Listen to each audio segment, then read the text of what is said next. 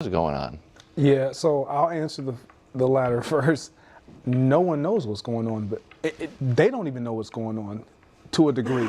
And this is where if I'm a team, who's calling? Like, I understand, like, Brandon Aiyuk, when he was at his best prior to getting, again, tearing the ACL, he was a really good player. And he would have got a lot of interest had he been able to come off that injury and then produce. There would have been teams that would have been very interested. This is odd. We haven't seen him on the field since the injury. And he gave up money. And he had no reason to give up. Correct. And so that's just odd. Do you even want to play football anymore? So Correct. I don't even know, with the question being who should be calling, is anyone going to call? I think the Niners should just cut him. But they seem so, it's like dead set, like we have to get Something. a future 6th round pick or something. But I just don't, I think it's best for them to just be able to just move on and see what happens with him moving forward. Well, I read on Spot Rack, and maybe you know if this is true, Nick, that he got $48 million from them for 7 games and 25 catches.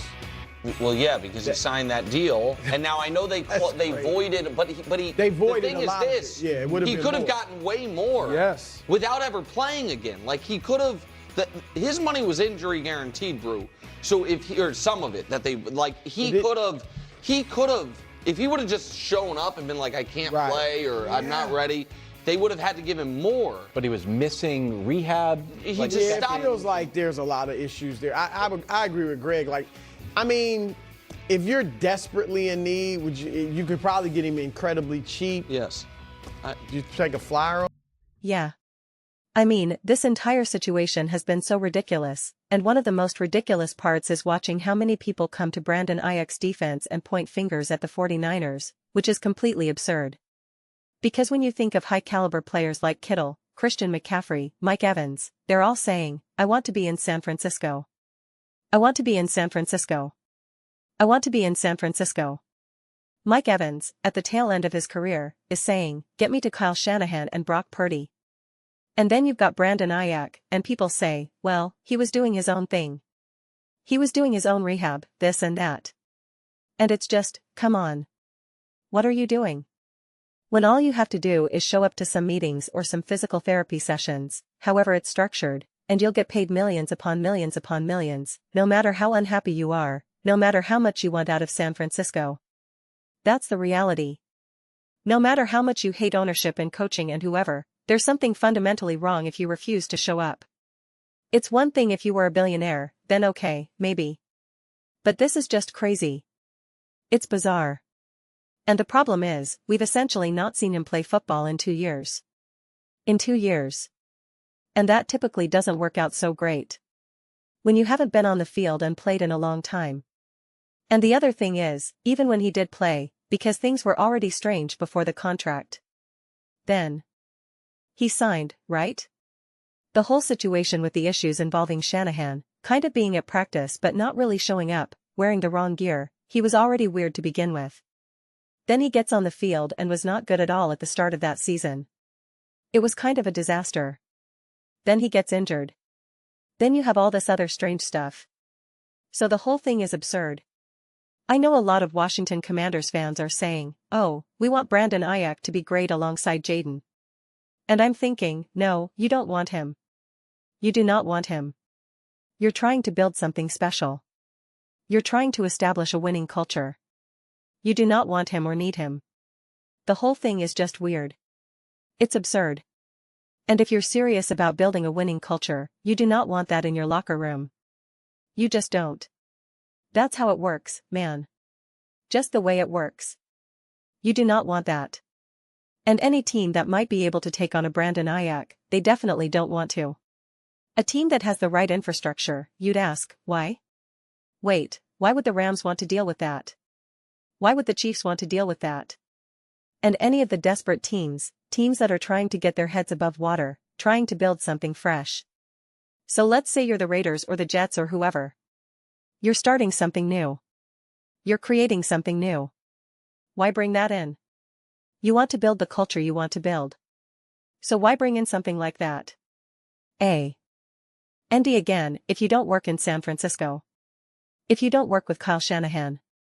If you don't fit in that culture, that is such a massive red flag. I can understand having problems when you're in Arizona, in Cleveland, and it's like, okay, yeah, that makes total sense. Completely par for the course. Oh, you have problems with Jerry Jones? Yeah, that's not a surprise. That's not the 49ers background, man.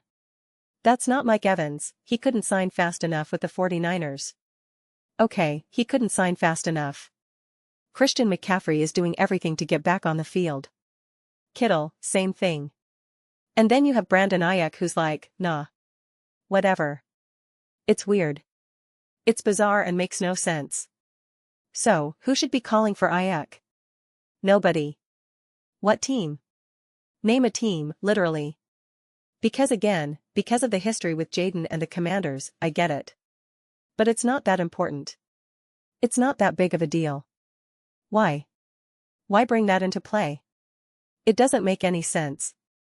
And there's no other team. The Cowboys? No. The Eagles? No.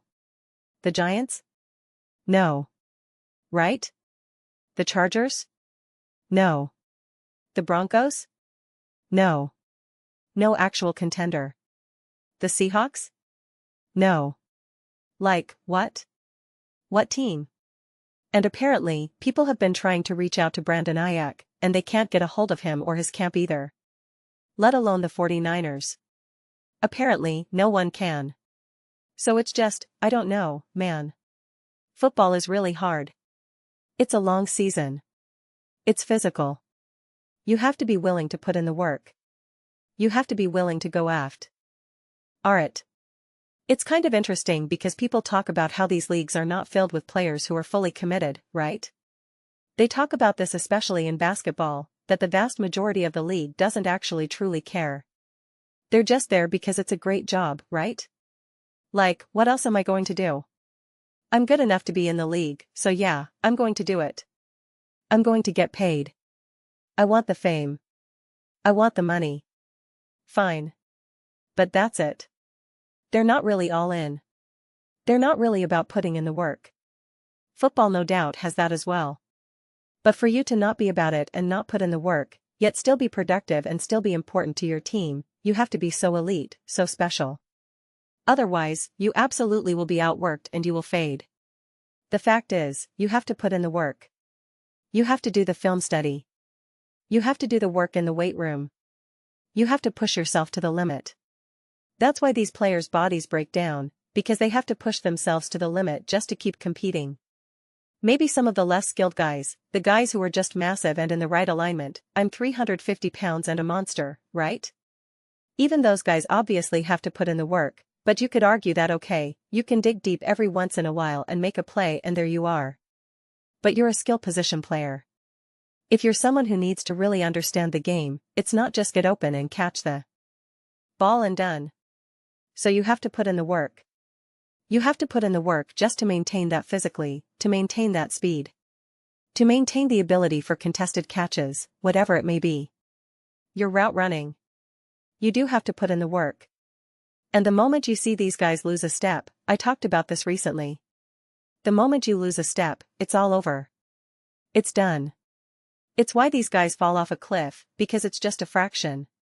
So if you're not putting in the work to even keep up that physical aspect of yourself, then it's over. It's no different than aging out. It's finished. It's done. And when you think about truly great players near the end of their career, like a Mike Evans, or even players still in their prime, look at an A.J. Brown. A.J. Brown was clearly checked out. Clearly checked out. And what happened? He was not winning at the line. He was not getting separation. He was not making contested catches. You can blame the Eagles, Jalen Hurts, whatever. But he was not about it. He was not all in. He was not focused, and he suffered the consequences. That's just a fact. That is an indisputable fact. No matter who you want to blame, he was not at his best. That is simply undeniable. 1000% cannot be argued. Now, could you say, oh, well, if he was with a better team, he'd be more inspired. He'd be more engaged. Fine, that could be true. But it's a perfect example of when you are not all in, when you are not putting in the work, when you are not focused, you're not just going to be able to casually be great. So, just a bizarre, weird situation. Those are just my thoughts. I'd absolutely love to hear yours. What do you guys think about Brandon Aiyuk? Who do you think should be calling for Aiyuk? And should the 49ers just cut him and move on from this nonsense? Let me know your thoughts in the comments below. I read every single comment, so whether you agree with me or disagree with me, either way, let's get into some discussions. Let's get into some arguments, but ultimately, let's just have some fun. And please do consider subscribing. We're building an amazing community here, and I'd absolutely love to see you as part of it. I want to build something that we all genuinely feel connected to. Something that we're really excited to be part of. I think we're well on our way to doing it. Please don't forget to give this video a thumbs up. It really does help with visibility and the algorithm. Thank you so much. See you next time.